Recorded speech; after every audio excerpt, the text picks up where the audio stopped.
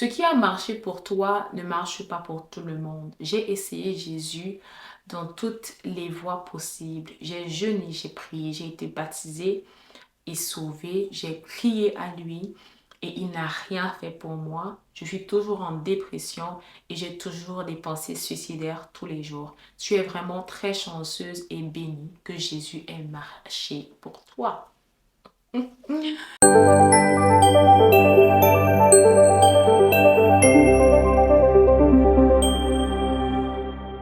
vous mets dans le contexte. Elle est en train de partager son témoignage, comment avant elle faisait de la magie blanche, elle faisait elle était vraiment dans tout ce qui est médium, tout ce qui est consultation astrologique et tout ça. Et elle a donné sa vie à Jésus, Dieu l'a restauré, Dieu l'a changé, Dieu l'a guéri, il a fait d'une nouvelle créature, les choses anciennes sont passées, voici toutes choses sont devenues nouvelles, Voilà un témoignage typique de la bonté et de la grandeur de Dieu, parce que c'est ce qui se passe lorsqu'on donne notre vie à Jésus. Il nous transforme et il nous change. Donc voilà, elle a fait un réel où elle est en train de partager ça. Et il y a une personne qui a répondu dans les commentaires, c'est toujours en anglais, donc je le traduis pendant que je vous le dis. Ce qui a marché pour toi ne marche pas pour tout le monde. J'ai essayé Jésus dans toutes les voies possibles. J'ai jeûné, j'ai prié, j'ai été baptisée et sauvée. J'ai crié à lui et il n'a rien fait pour moi. Je suis toujours en dépression et j'ai toujours des pensées suicidaires tous les jours. Tu es vraiment très chanceuse et bénie que Jésus ait marché pour toi. Donc, je suis vraiment, je veux vraiment vous le dire sincèrement parlant, je suis touchée par son message parce que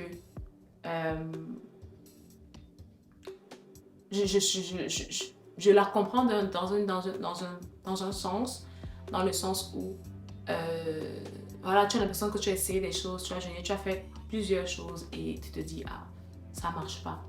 Alors, est-ce que la question est de savoir, est-ce que Jésus-Christ marche pour certaines personnes, est-ce qu'il ne marche pas pour certaines personnes? Est-ce qu'il délivre certaines personnes, est-ce qu'il ne délivre pas certaines personnes? Est-ce qu'il restaure certaines personnes qui ne restaurent pas certaines personnes? Est-ce que véritablement, this Jesus thing is working? Est-ce que vraiment ce Jésus, ça marche? Il faut comprendre que Jésus-Christ n'est pas une potion magique, ok, qu'on boit et le lendemain, tout va tout les mieux. Non, il n'est pas une potion magique.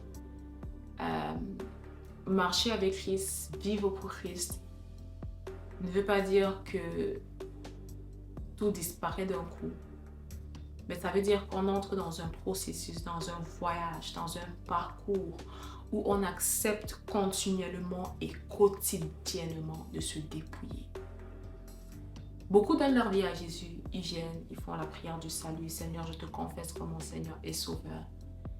Mais ils refusent également de s'asseoir au pied du Maître, de connaître qui il est, de connaître comment est-ce que la grâce fonctionne, de connaître comment le changement opère. La Bible dit quelque chose, la vie éternelle, c'est qu'ils te connaissent, toi, le seul vrai Dieu. La vie en abondance, c'est lorsqu'on entre dans la connaissance de Christ. La Bible dit, vous connaîtrez la vérité et la vérité vous affranchira, vous rendra libre. La vérité qui est Christ, parce qu'elle me dit, il est le chemin, la vérité et la vie. Donc, lorsque tu donnes ta vie à Jésus et que peut-être tu étais vraiment très enraciné dans la dépression, tu es délivré. Parfois, il y a des esprits qui sont attachés à ça. Et voilà, on prie pour toi, les démons sont chassés. Et doit absolument avoir un renouvellement de l'intelligence. Absolument. Absolument. Tu dois t'enraciner dans les Écritures. Parce que comme je vous ai dit, le problème c'est que la plupart, la Bible parle de ça, de la parabole de la semence, de ceux qui ont été semés dans le sable, ceux qui ont été semés sur la bonne terre, ceux qui ont été semés sur les roches.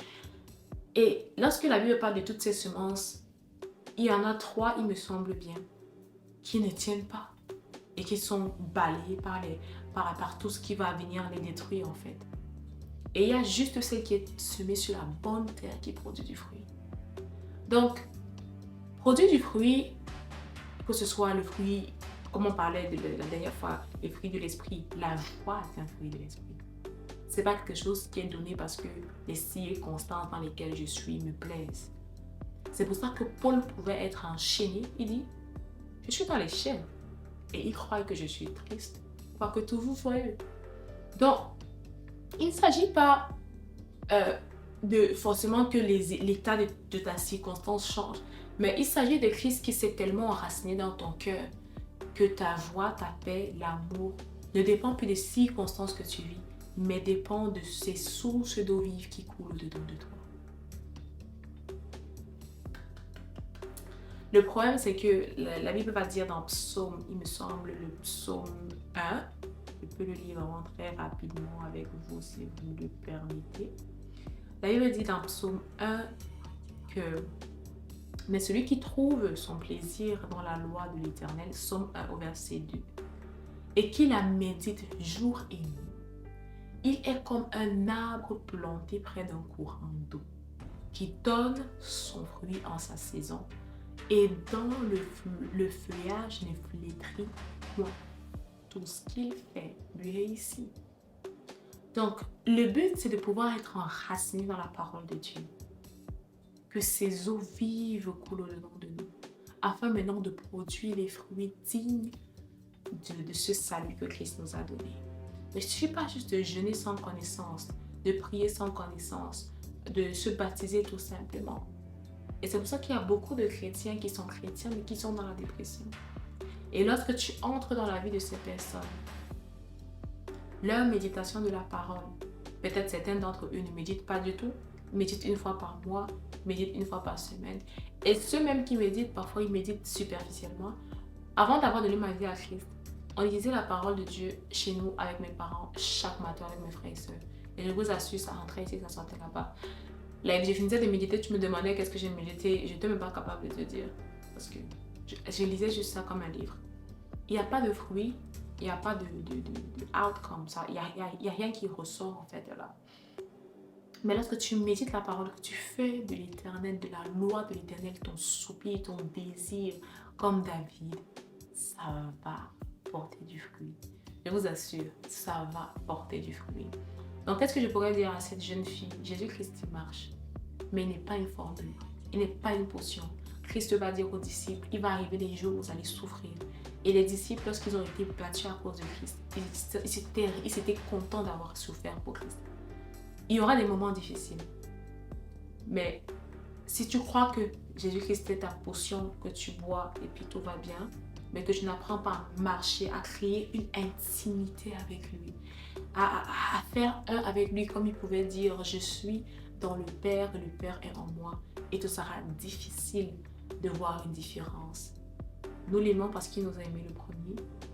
Nous sommes joyeux non pas parce qu'il nous a bénis et que nous sommes multimillionnaires, non pas parce que tout va comme on le souhaite, mais parce qu'il nous a sauvés à la croix. Parce qu'à la croix, il n'a pas pensé à lui, mais il a pensé à moi. Et c'est la raison pour laquelle je peux expérimenter la délivrance, la restauration, la joie, la paix. Et donc voilà, je peux dire ce que je peux dire par rapport à cette jeune dame. Ce que je peux la garder en prière, comme je vous ai dit, on ne peut pas juste parler pour parler, mais on doit aussi également prier les uns pour les autres. La Bible dit que la prière c'est juste une grande efficacité. Mais je peux prier pour toi, mais il y a également ta part à jouer. Accepter Christ, pas simplement comme une information, mais de manière quotidienne, de marcher avec lui, de faire un avec lui. Il y a des choses qui vont commencer à te révéler. Il va te poser la question comme il a posé la question à Jonas. Pourquoi t'irrites-tu? Comme il a posé la question à Caïn. Fais-tu bien de te mettre en colère? C'est quelqu'un qui va Jésus-Christ travaille sur nos émotions, il travaille sur notre caractère, il nous change, il nous épure. La Bible dit il nous émonde afin que nous puissions porter davantage de fruits. Et c'est ma prière pour toi qu'il puisse t'émonder afin que tu puisses porter davantage de fruits. Donc voilà, que Dieu te bénisse, mon amour. Et on se revoit la semaine prochaine pour une nouvelle vidéo.